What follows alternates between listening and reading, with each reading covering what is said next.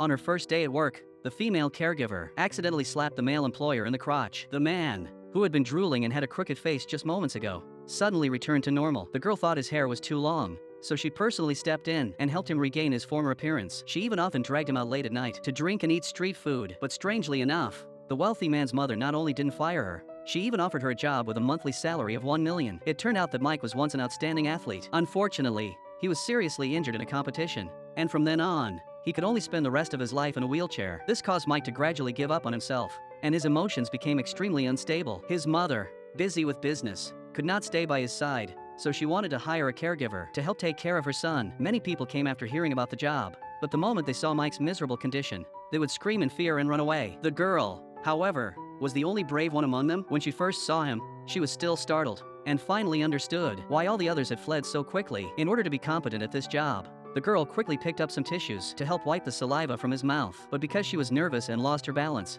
by coincidence her hand landed on the man's crotch. This caused Mike, who had been paralyzed for 2 years, to have a reaction. After standing up, the girl hurriedly apologized. The mother immediately scolded Mike, asking how long he planned to keep pretending. Mike, seeing the girl's behavior, concluded that she must have some strange fetish. The girl wanted to argue with him, but in the next second, she admitted that she really did have a weird habit. As she spoke, she mimicked Mike's movements. This instantly left Mike speechless. Seeing that someone had finally managed to control her son, the mother didn't hesitate at all and signed the contract with the girl. She successfully got the job. Mike's mother said she wanted her son to be a bit happier. On her second day at work, the girl deliberately wore a bizarre outfit and came to the house, but no matter how she tried to interact with him, Mike acted as if he couldn't hear anything, still completely ignoring her. That was until he received a message from his ex-girlfriend, saying she was coming to see him. He suddenly seemed like a different person, and even asked the girl to cut his hair, instantly restoring his former handsome look. Before long, his ex-girlfriend arrived, arm in arm with his former best friend. She said everything was in the past and hoped he could let go and live well. She also said she was about to get married. During the days after Mike's accident,